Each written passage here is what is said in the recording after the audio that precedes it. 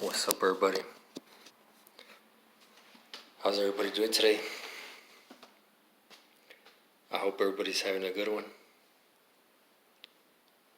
I wanted to make a little video, and I don't know what to tell you the truth, but maybe on, I don't want to say motivation, right? But more so keep pushing through. Keep pushing through, right?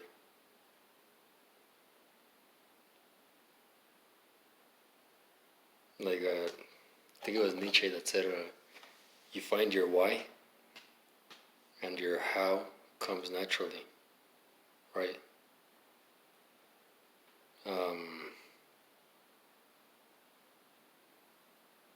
Like, I'm just gonna share a little bit of a personal experience, right, from last week, or this week, right, that just passed. I found myself like doing what I do every day, right? Doing what I do every day. My disciplines are doing what I do, right? Working. And my disciplines, right? My rituals, habits. And I did them. I did them, right? And I felt like Wednesday, Thursday, I was fucking kind of like fucking lagging, right? Kind of like bored from them. Like, fuck, right? And I still fucking did them. I still did them, right? And I think it was Friday.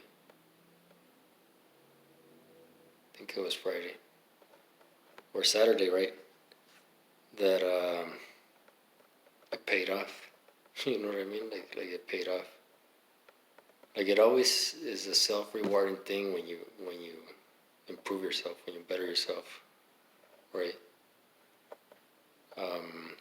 Like, it has endless rewards working on yourself, health-wise, physically, mentally, spiritually, on a soul level, on a heart level. And I was just like, fuck, like that shit. It paid off, right? Like, when I was going through it, I was like, fuck, bro, I'm kind of lagging, but I still pushed through, and I still did what I have to do. And by Friday, I want to say Saturday, I was just like fucking unexpected blessings started coming in, right? They started coming in like back to back.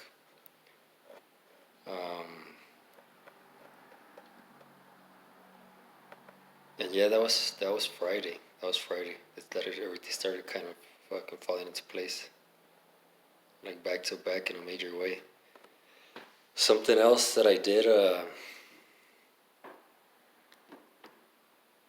that I also like, things always flow, right? Things always flow. But I'm starting new things, right? New ventures. And one thing that I did on Thursday, I cleaned the energy, right? I cleaned the energy of the place where I live. Like, as far as being clean, I always try to keep everything clean, right? But I cleaned it like in a spiritual way, I guess you could say, like energetically, more accurately. What I used is something in Spanish. It's called copal, and in English, I think they call it copo. Copo. In Spanish, it's called copal. It's like this little. They're kind of like little rocks, even like kind of crystally, but you burn them, and the smoke smells good. They use it a lot, like in indigenous ceremonies, right? They they kind of use it to clean your aura or clean your energy before you go into a ceremony. You'll see them with a kind of like this kind of bowl but cup kind of thing.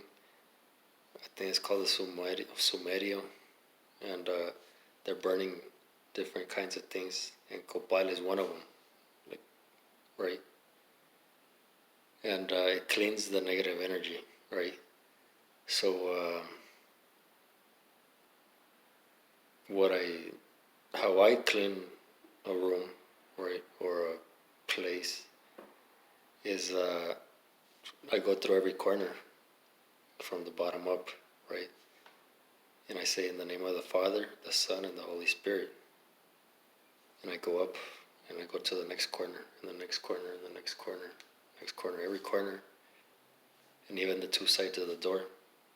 And you could do like a little meditation or a little prayer or a little giving thanks, right? A little gratitude, kind of to seal it. And because you always want to cleanse the old energy, right? You always want to cleanse the old energy, and it brings in new. Like I did that Thursday and Friday, everything started lining up really badass, right? Unexpectedly, and like kind of like out of heaven, you know what I mean? Like a miracle kind of thing. And you could clean a room, you could clean a house, you could do it. Later on, I'll speak on how on certain occasions before psychedelic experiences, I would do a certain kind of ritual thing too to kind of protect the energy and everything. But yeah, I just wanted to share that. Just my own little miniature experience, right, of a week, right? Of keep going forward, of keep pushing through, stay persistent, consistent. Even if it's hard and there's a lot of hard days and things might seem bleak, as long as your aim is towards where you want to go, where you want to be, then you're good. You know what I mean? Like, so this dude, Ermaile, I think I saw his video this past week. He posted a video, Ermaile. Check him out, he's a badass dude. He said, there's two kinds of sufferings, right? In life, at the end of life. And it's either you suffer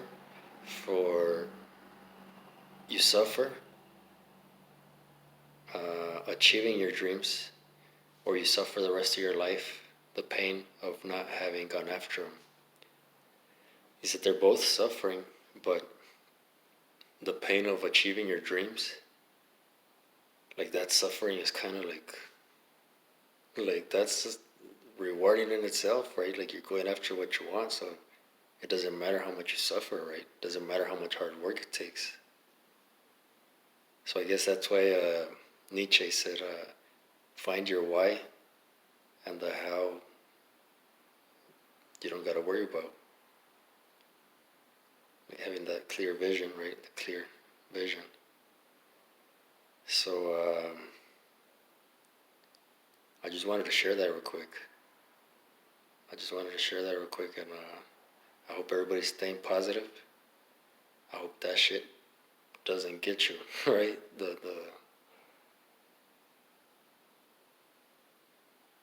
doubt, the worry, the fear, the anxiety that's kind of going on right now, right?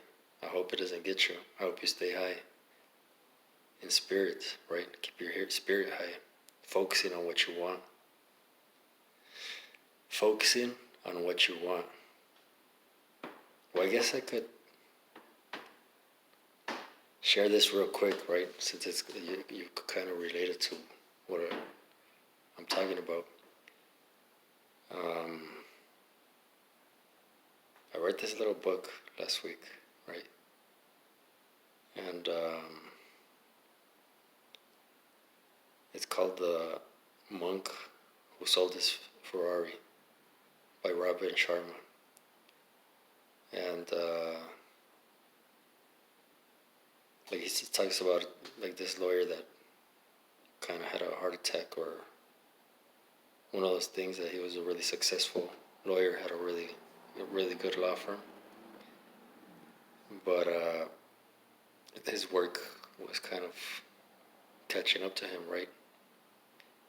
His overworking or over everything, and he had a heart attack. He was 50 years old, and I guess the guy, from the point of view which the story is being narrated, he's like, he was 50 years old, but he looked like he was 60, 70. He was physically really worn out.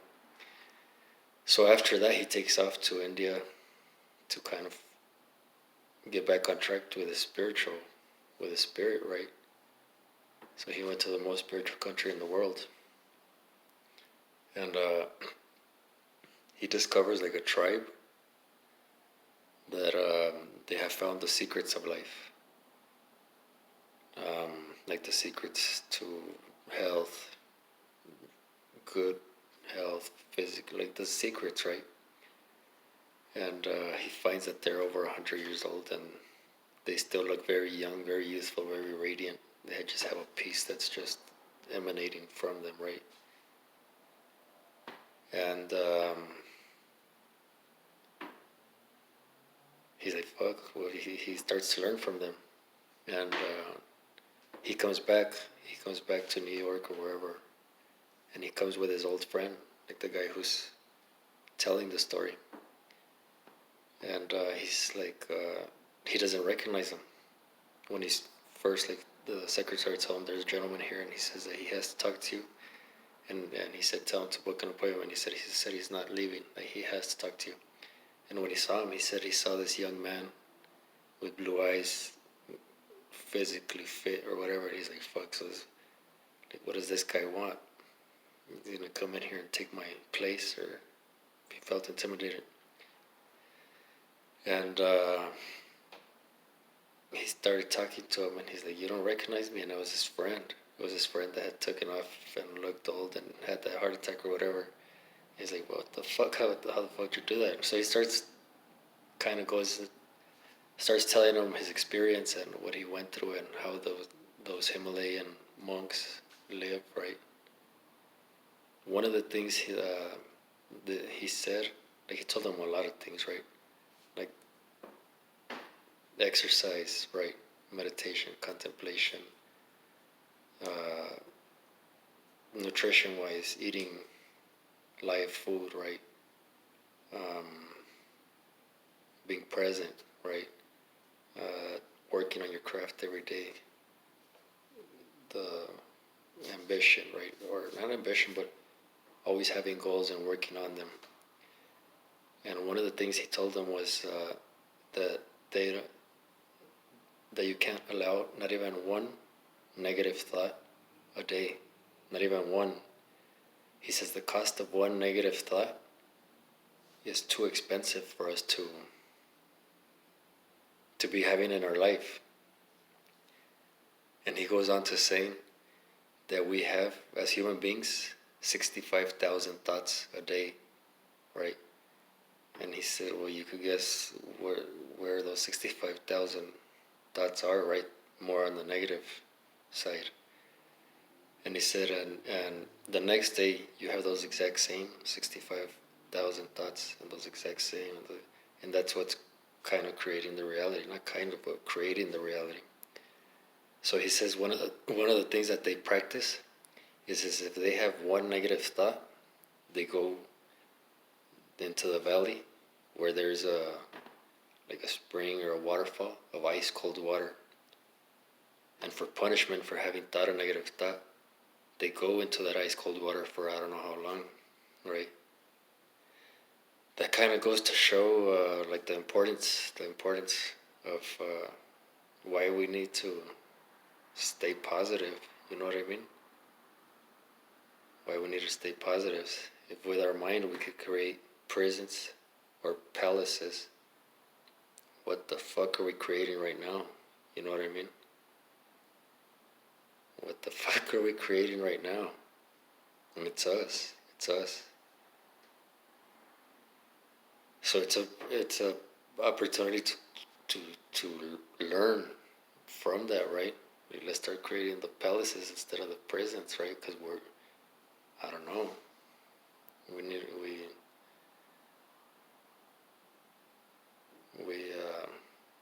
like I can't speak for everybody, but I know I have a lot of negative thoughts, and I know the benefits of eliminating the motherfuckers. You know what I mean?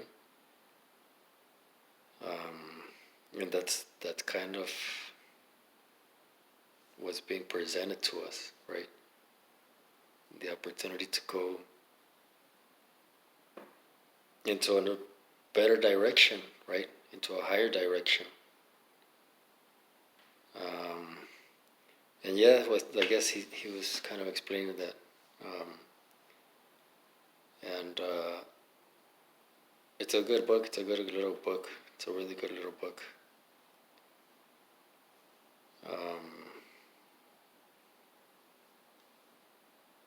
So fuck, man. Like I hope we could overcome this and make this situation kind of like the alchemist turn coal into gold. You know what I mean? Turn coal into gold. We're all capable of this, each and every one of us. And I hope we can stay on the light.